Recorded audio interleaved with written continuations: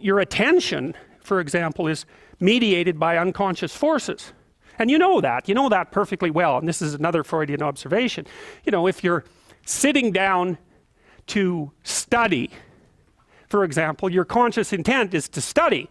But you know perfectly well that all sorts of distraction fantasies are going to enter the theater of your imagination non-stop and annoyingly. And there isn't really a lot you can do about that except maybe wait it out.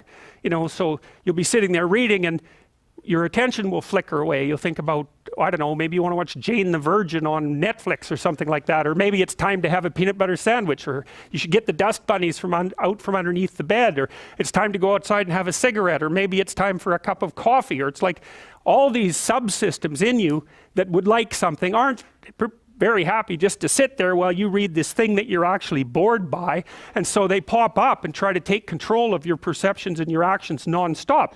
Maybe you think, well, this is a stupid course anyways, why do I have to read this damn paper, and what am I doing in university, and what's the point of life? It's like you can really get going if you're trying to avoid doing your homework, and then you might think, well, what is it in you that's trying to avoid? Because after all, you took the damn course and you told yourself to sit down. Why don't you listen? Well, because you're a mess. That's basically why. You haven't got control over yourself at all. And no more than I have control over this laptop. Okay, so there's the memory function of the unconscious, and there's the dissolutive function. That's an interesting one. The unconscious contains habits, once voluntary, now automatized, and dissociated elements of the personality, which may lead a parasitic existence. That's an interesting one. I would relate that more to procedural memory. You know, so what you've done is practice certain habits, whatever they might be, let's call them bad habits, and you like those things to get under control, but you can't. So maybe when you're speaking, for example, you use like and you know, and you say a lot, and you've practiced that, so you're really good at it, and you'd like to stop it, but you don't get to, because you've built that little machine right into your being, right? It's neurologically wired, and it's not under conscious control, and anything you practice becomes that. It becomes part of you, and that's another element of the unconscious, a different part. And then there's a creative part, which is that, well, you know, you're sitting around and maybe you're trying to write something, or maybe you want to produce a piece of art or a piece of music, or maybe you're just laying in bed dreaming and you have all these weird ideas, and especially in dreams, it's like, where do those things come from? And even more strange, one of the things that's really weird about dreams, and almost impossibly weird, is that you're an observer in the dream. It's like a dream is something that happens to you. Well, you're dreaming it, theoretically, so how is it that you can be an observer?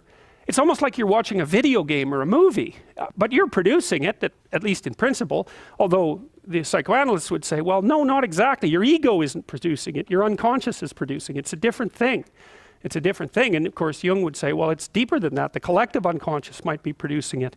It's in some sense, it isn't you exactly, or it isn't the you that you think of when you think of you. And that's the ego from the Freudian perspective, the you that you identify with, that's the ego. And outside of that is the unconscious. The id, that's more the place of impulses, and you could think about those as the biological subsystems that can derail your thinking, right? And that govern things like hunger and sex and aggression and your basic instincts is another way of putting it. And it's a reasonable way of thinking about it, because these are subsystems that you share with animals. You share them certainly with mammals, you share most of them with reptiles, you share a lot of them with amphibians, and even going all the way down to crustaceans, there's commonality, for example, in the dominance hierarchy circuits. And so these are very, very old things, and the idea that you're in control of them is, well, you're not exactly in control of them. And I would say the less integrated you are, the less you're in control of them, and the more they're in control of you. And that can get really out of hand, you know. You can be, like with people who have obsessive compulsive disorder, for example, which seems to be, I would say, the dissolutive elements in some sense of the unconscious, the way that it's portrayed here. Poor people with obsessive compulsive disorder, they can spend half their time doing things that they can't really control, and they have very strong impulses to do them, and it's very hard on them to block them, you know. They'll almost panic if those things are blocked. And then you have people with Tourette's syndrome, you know, that they'll be doing all sorts of weird dances and spouting off obscenities, and and imitating people without being able to control it, and sometimes a little bit of antipsychotic medication can dampen that down, but it's as if there are these autonomous semi-spirits inside of them that grip control over their behavior and make them do things. And you know, you find that to some degree in your own life, because maybe you've become very attracted to someone, even maybe you don't want to be attracted to the person, and then you find yourself, you know, texting them when you know perfectly well that you should be going to bed, and you know, you're in a grip of something, and you can't control it, and that's all part of the unconscious and all part of what Freud was studying.